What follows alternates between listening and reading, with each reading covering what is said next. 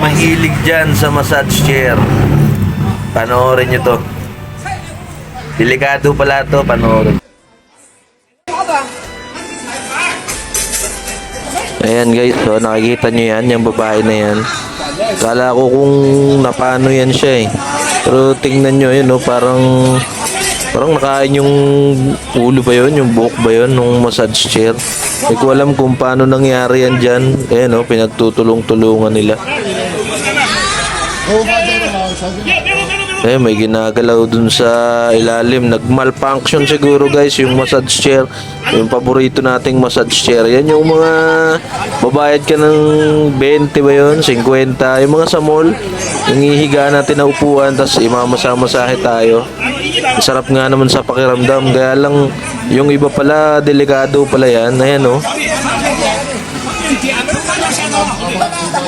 Nagre-relax lang si ate. Kala ko, ayun o, parang siyang nagpa-shampoo ng ulo.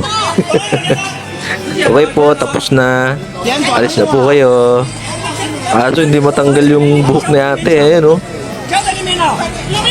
Pinagtutulong-tulungan na. Kinain yung ulo.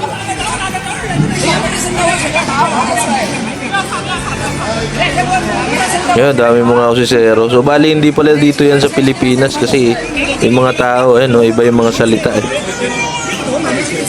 Pero nakakatakot pala to ha. Enjoy na enjoy ka tapos biglang kakainin yung buhok mo, no? Ano pa naman yan? Parang mga sumusuntok-suntok sa likod. Wala, hinawakan pala yung buhok mo, no? Tapos sinuntok-suntok ka sa ulo. Pero kawawa si ate, oh.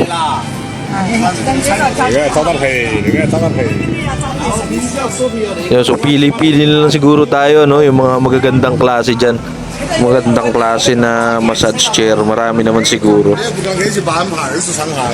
Sana hindi mangyari sa atin yan.